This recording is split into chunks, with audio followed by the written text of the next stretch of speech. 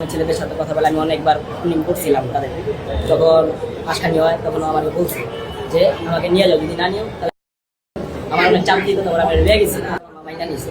পরে আমার মা নামাজ পড়তে কইতো, ই করতো, আমার মারে আজে বাজে কথা কইতো, আমার মার লাগে বন্ধ না চাকরি আছে বললে আমার মারে আমি অত্যাচার করছি, তো আমার ধাক্কা দিছি, গায়ের পর্যন্ত আর কিছু অল্প। তারপরে থাকে নাই, পরে গেছে গা, আর বাপের নিয়ে বরিশাল আটকা দিছে। পরে বাচ্চা হওয়ার পরে আবার আনছি আমি। সেই 13 বছর বয়সী মায়ের কোর্টে যাওয়ার আসল রহস্য ফাঁস হয়ে গেল। হ্যাঁ সুপ্রিয় দর্শক, আপনারা ভিডিওর শুরুতে কিছু অংশ বিশেষ দেখেছেন সেই 13 বছর বয়সী মায়ের স্বামীকে।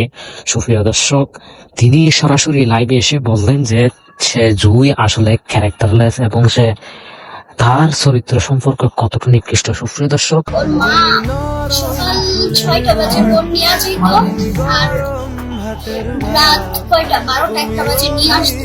সারাদিন সুজি হয়তো বুকের দুধ পর্যন্ত খাওয়াইতে পারতাম না।